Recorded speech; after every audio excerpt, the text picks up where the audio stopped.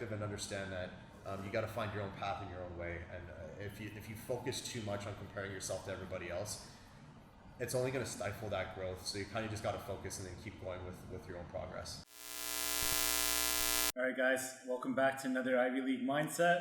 I'm here with Eric Nease, father, husband, BJJ competitor, owner, and head instructor of Infinum Brazilian Jiu-Jitsu here in Brantford. He's also a writer, Yes. which is pretty cool. So, how's it going? Good, man. How's it going with you? Good. Just rolled for an hour with all his guys there. They're getting better, getting tough, right? So. Well, they only get better because you let them move. If you wanted to, I'm sure they wouldn't have any chance to do their technique. So thank you for being gracious with your force. It's cool. Like I've been here since you started pretty much. And, how long have you been around? So this club, sorry? This club specifically, 2016. I started Infinum BJJ in 2015 in Hamilton. Didn't really work out. Closed down some shady business deals, which was unfortunate. And I knew a bunch of people who drove from Brantford to Hamilton to train jiu-jitsu. Oh, okay. So I said, if I'm going to open up a gym, why don't I open it up where there's like a need for it? So if people are driving all the way from Brantford to Hamilton, clearly they need a gym to train at in Brantford. I live in Hamilton, so I said, instead of like all those people commuting to Hamilton, why don't I just move my business here and make it easy for the community? That's a good idea. Yeah, dude, it worked out way better. Yeah, and I think Brantford's a good spot for jiu-jitsu. It needs it too. So I think every city should have at least one hub for Brazilian jiu-jitsu. There's already some like great martial arts academies here. Like I know Cage Dragon is great, and Todd runs a great crew there. He was a big help when I first came here because he extended an offer to me to start teaching a little bit of Brazilian jiu-jitsu to his guys. And when you start an academy and you only have like 2 guys showing up, it's nice to at least go into a room where like there's a few more bodies that are interested to learn. Yeah. Did you always want to be an instructor? No. It's funny because when I was in high school, by the end of high school, my 2 favorite activities, I had just gotten into jiu-jitsu, were jiu-jitsu and writing. I've been writing since 8th grade. And then I put those away because we had like a grade 10 class called Civics and Career Studies. Uh-huh. And in Career Studies, they had this website and you could type in like your career and it would tell you like the expected pay and stuff like that. I put in writer and it was like undetermined. And then there was like nothing for martial arts instructors. So I was like, well, I like science. Why don't I get a science degree? Yeah. So I did that. And then like years later, the 2 things I end up doing for a living are writing and jiu-jitsu. Yeah. So I should have just stuck with it the whole way. Which is pretty cool. Yeah. Well, it worked out. And you know what? Funny enough, like if I went back, I would have done all the same things in school, but I would have kept true to writing and jiu-jitsu. I didn't take jiu-jitsu very seriously when I was in university. There were a lot of I trained at Mac BJJ, which was led by Seiji at the time, who's awesome, and there was a lot of killers there. Like my buddy Alistair used to train there, Dan Davis, Brandon Iaboni, like a lot of guys, and some of them used to tell me to compete when I was in my early 20s and kind of like the athletic prime, and I was like, no, I don't care. Now that I'm 32 or 31, going on 32, I was like, I should have listened. Yeah, definitely should have listened to them. Where did the name Infinum come from? Okay, so I was really big into philosophy when I was in high school, and I remember we were reading a text on ethics, and there was a little blurb from a philosopher called Immanuel Kant, and there were 2 terms that he used, and I think one was summum bonum, and the other one was infinitum malum, and one was like the ultimate good, and then like the infinite evil, like the 2 things to aspire towards. So I ended up using like Infinum, which was a misspelling of Infinium, as like one of my handles in a writing community online. I used to do a lot of writing online and I never used to tell anybody about it. Yeah. And then I was like, well, when I opened up a place, I didn't want to call it Brantford BJJ because in my head, I'm an idiot. I dream really big and then I dial it back to something that I can actually There's nothing manage. wrong with that though. Nothing yeah. Like, shoot high and then figure it out as you go. But I didn't want to call it Brantford BJJ because if I wanted to franchise in the future, I wanted a name that could kind of carry its own brand. Yeah. Infinum is a misspelling of a Latin word, so nobody is likely to take it. Yeah. So I just went with that. Yeah. Yeah. That's cool. Yeah. How long have you been training? Oh God, just over 13 years. I started December 2006. It took me forever to get started. The best part about it is like me and my buddies were doing UFC in my buddy's backyard. And in high school, being like teenage idiots. And then one of my buddies, I'm pretty sure, I might be like misremembering this, but I'm pretty sure he started like throwing triangles up on us and stuff like this. And all we knew how to do was like headlocks at the time. I was like, where are you learning this stuff? He goes, oh, I'm training jujitsu. And then just like everybody else, like I get students coming to me all the time that are like, I've been meaning to sign up for this long. I just haven't built up the courage. It took me 6 months from the point of when I found out about the place to finally signing up. And now it's like my livelihood. So like I totally understand that sentiment. Yeah, it's tough to pull the trigger. It's on something new and physical also, right? New, physical. I think it's intimidating because people might get the wrong impression that like you come into an environment like this and it's like people trying to kill each other.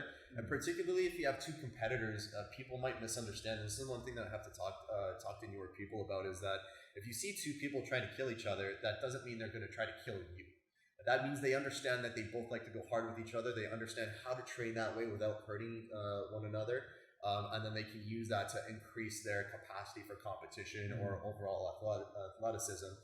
But I mean, I'm nursing an injury right now just because I compete doesn't mean I don't flow roll. I take it nice and easy. So it's daunting to step into something where people are trying to like choke each other. Yeah. But once you realize what the community is like, there's few things more empowering than learning how to do that to somebody else while everybody around you is so friendly and forgiving. Oh yeah, for sure. Yeah.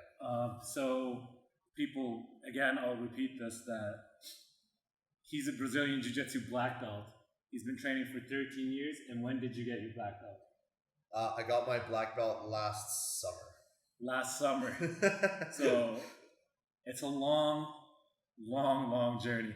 Like, so, you know, I've interviewed like brown belts, blue belts, white belts, and like, you were my first black belt, but it's the number, like it takes a long time, right? But it doesn't matter how long, how many years you train, it's, you know. One of the things, like anytime you take on a pursuit, it's always about the process, never about the outcome. If you ever, it's like losing weight. If you got to lose 100 pounds, if you just think about that 100-pound mark, you're going to feel distraught the entire time. Mm-hmm. If you fought so I'm fortunate enough to be from society perspective, to be on the opposite side of the spectrum. I'm a scrawny guy, but I have a hard time putting on weight, and I've always wanted to put on more weight.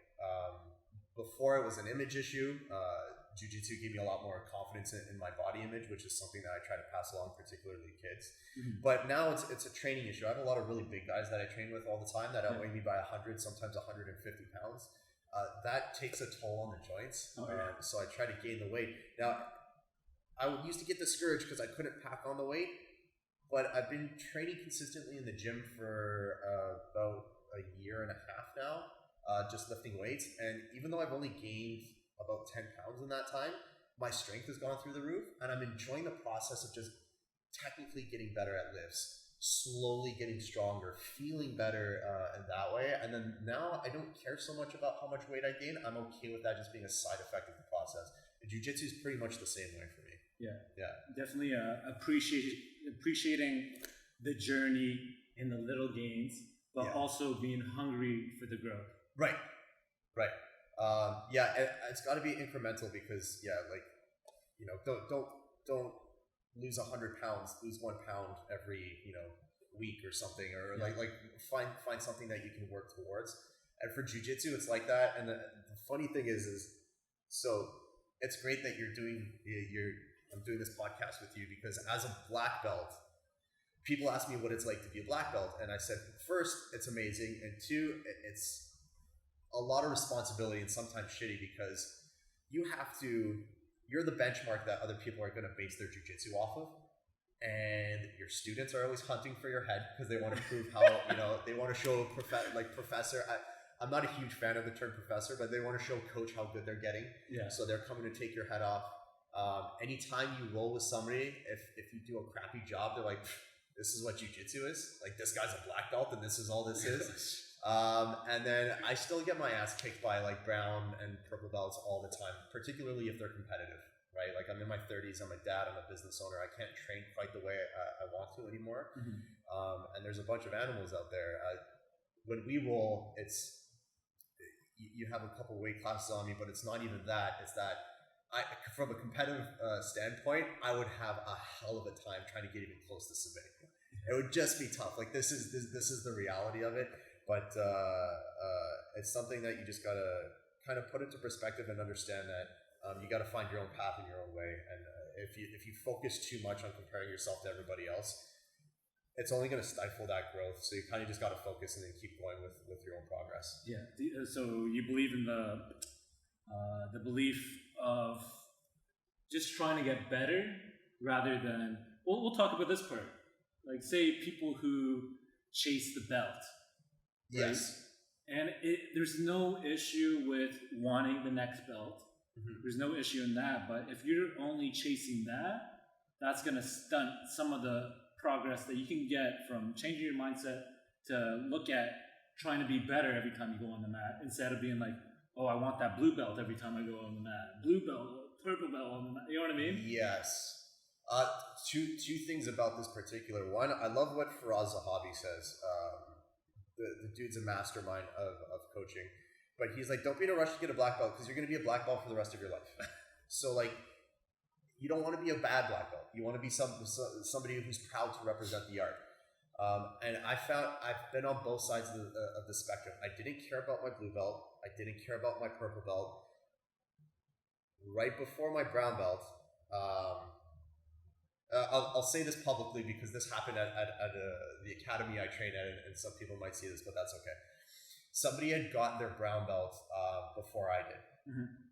And it was my perspective or my mindset at the time. I was very upset because at the time I started Infinum as a purple belt, premature in a lot of people's eyes, but I did dedicate a lot of myself to teaching. I spent so much time investing into jiu-jitsu, and this other person who got it before me, I felt like they knew a fraction of what I knew about jiu-jitsu. Yeah. And I saw them get promoted before me, and I was devastated. Mm-hmm. And I couldn't handle it. It really, really bothered me. But it didn't have to. And I got my brown belt shortly after. It wasn't that big of a deal. But that comparison ruined my mindset. And then when I was a brown belt, I said, okay, black belt is my next belt. I want to be a solid black belt. Where are my weaknesses? I need to tighten up my no-gi. I need to tighten up my wrestling. I need to tighten up my leg locks. Let me study this. I got the Danaher DVDs. I started studying. I did all that extra drilling. I didn't care about the black belt because I wanted, by the time I got the black belt, to be the best black belt I could. Yeah. And then I ended up getting my black belt way before I thought I was going to, mm-hmm. Which just goes to show, like, you focus on the outcome, you're going to stifle that progress. You're just going to cause yourself more anguish. But if you just focus on that improvement and the process of getting better yourself, then those outcomes happen naturally. Yeah.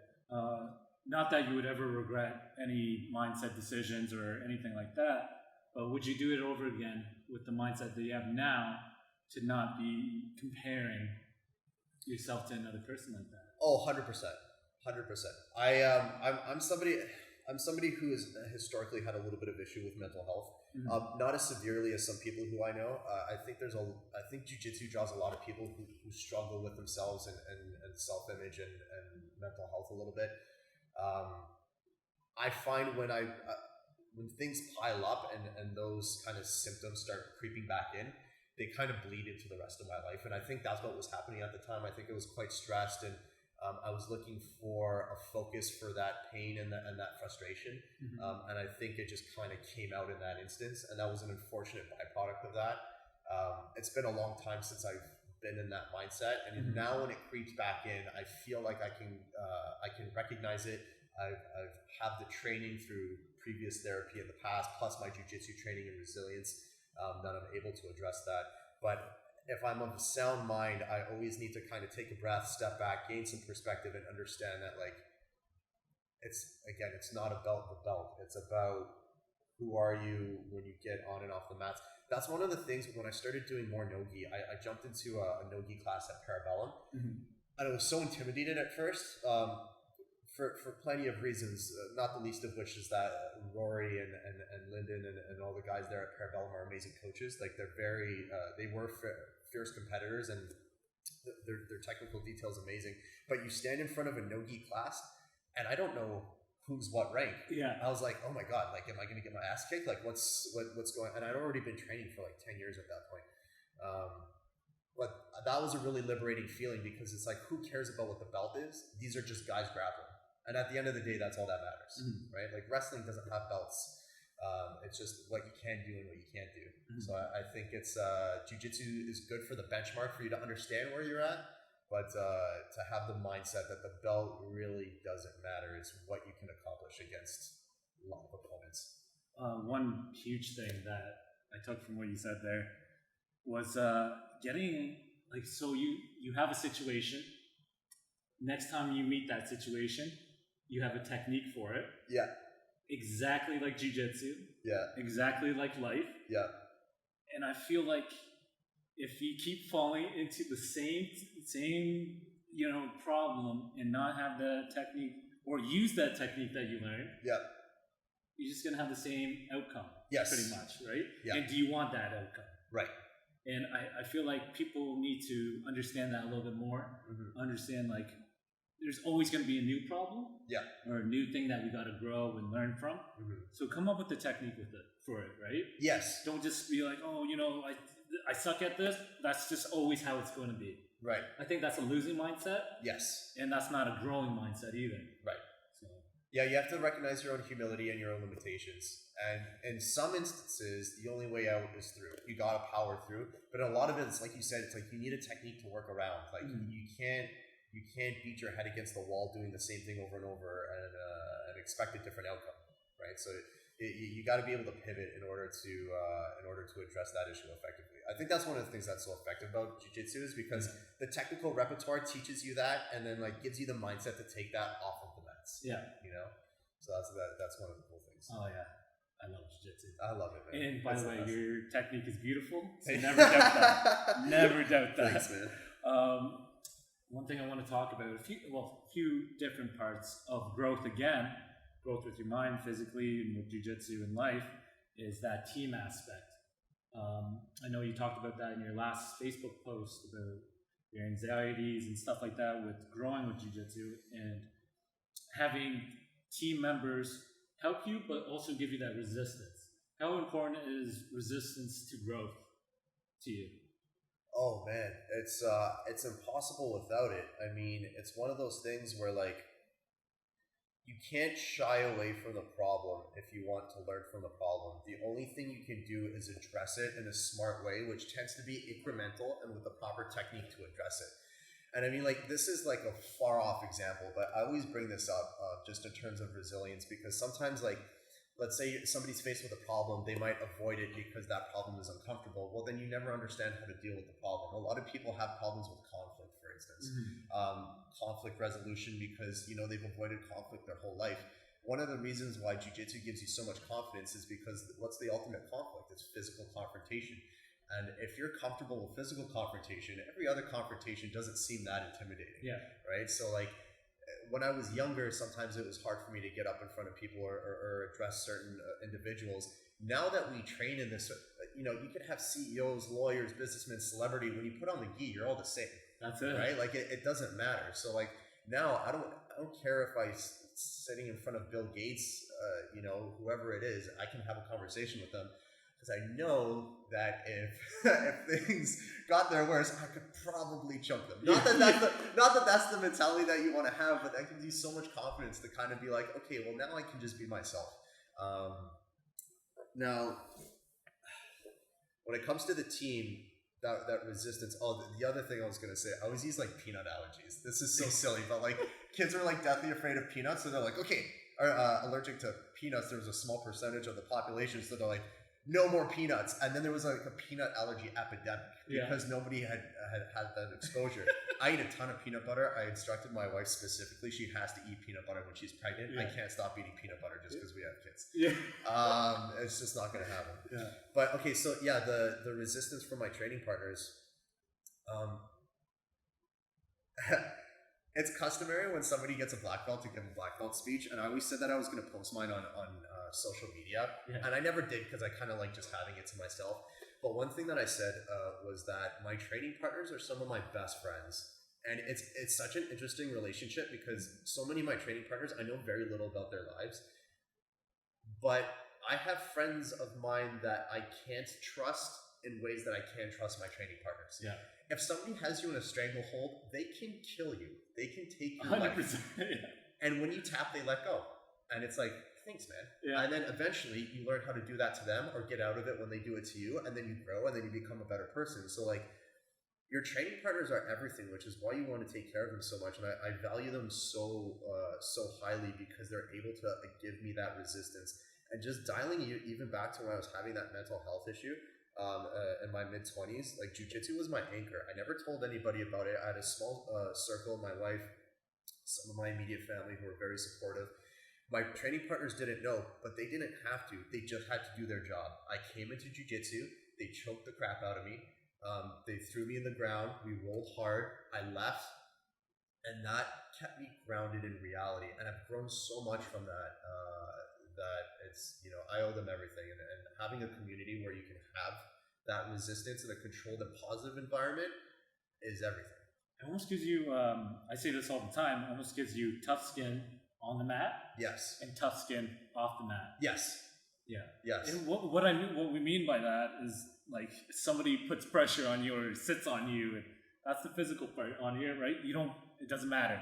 You're not like so stiff or whatever, and then you go out there, like you treat people a little bit better. Yes. Because when you look at people that you roll with in jiu-jitsu, you don't know what they do, and they could look way different than you would think a black belt would look like, but they could also choke the crap out of you. Yeah. So that's where you go outside, you're like, is that grandma a black belt? Yeah, you don't know, right? You don't know what she knows. She can kick you in the face. Who knows? It's so funny. We have a student. His name's Don. He's awesome. He mentioned the other day. He goes, "I'm like more afraid of people now because I don't know if they're gonna like choke me or whatever." I was like, "You've been training jiu-jitsu for months and months. It might be over a year now." I'm like, "You're more trained than like 90% of the population. Yeah. You're probably fine." He goes, "We get like." You're around killers all day that you think everybody else is a killer, so it makes you more polite. You know, like it's great. Importance of training the youth. You're training my niece right now. Shout out to Lee. This is a big thing for me. When we were young, there was no Brazilian Jiu-Jitsu for kids. It was just too small. It wasn't really in Canada yet. I did I won't blast any other martial arts. I did a traditional martial art when I was younger, and it didn't help me that much. Yeah. For me, let's say if I'm doing something like a kata, where I have a choreographed a pattern that I'm doing in front of somebody, if somebody tells me that I'm doing a good job, that's not the same as me grappling with somebody, flipping them on their back, and being like, "Oh my God, I actually did this." Mm-hmm. Proof of concept of you being able to do the thing is going to instill way more confidence than just being told that you're doing well. And I think this is so important for kids. On top of that, like I said, my parents both were factory workers. My mom is an immigrant from Croatia, worked hard her whole life. And when I was in my 20s, I started talking about running a business, and they were like, okay. And then my dad asked me, he's like, where did this all come from? I said, all came from jiu-jitsu and the confidence I got from jiu-jitsu, because these incremental improvements, this community that helps foster this growth has empowered me to do pretty much whatever I want in life, because I know if I fail, that's just like tapping out, but the round's not over. You just keep going. That's it. And then you just show up the next day, and then it's like, great, I learned how to, I learned that little aspect. And I want to give that to kids so much, because it's confusing to be a kid. I think with social media, it's probably even harder today, because you can't leave school and then leave the social pressure. It's kind of there all the time. And one thing that I want kids to be aware of is, like you mentioned that I'm a writer. I write like sci-fi fantasy novels. I play classical guitar. I don't want people to come in here and think that you have to be like a knucklehead or like a badass or something like that. For me, jiu-jitsu gives you the confidence to be who you really are and be unapologetic about it. Because again, you're comfortable in your own skin, because you know what you're capable of. And if you can give that to a kid, then they can do anything. And I would rather a kid get some of that when they're young than wait till they're in their 20s, 30s, 40s, 50s. Yeah. And it's never too late to start. Obviously, we have people in our 50s that train here, and everybody wants to start when they're younger. But especially for the youth, to get that mindset is so powerful. Yeah, just like anything with putting your kids ahead of the game. That's where I feel like I did a different martial art before too as a kid. I feel like every martial art has its place. Yes. And say they give you a tool, which is cool. Mm-hmm. But if you have a chance to give them a better tool, right, or more tools, yes, for life, yeah, right, why would you not do that? Yeah, 100%. Right. And you know what? There's been situations where I've seen kids, and I'll be like, they might be a good fit for this martial art with this particular instructor for now. Mm-hmm. Maybe those choreographed movements are good for discipline. Maybe they teach more, mindset in a different way than I would. But you don't have to stick with the same thing forever, right? Mm-hmm. Like once you can graduate from one martial art to the next, but as long as you're adding to that toolkit, I think you're developing in a positive way. Yeah. Before we end this off, I want to know your biggest influences, inspirations. I know you read a lot of books, so is there... Oh, God. My biggest inspirations are honestly my parents. Mm-hmm. And I think this is important because, like, I don't find, like, celebrity or, like, hyper successful people that inspirational because they're not relatable to me. For me, I like friends of mine who are like in the trenches, on the road to that success. Because again, for me, that I'm getting a sense of their process. When it comes to my parents, again, my mom had the courage to leave the country for a better life. Worked,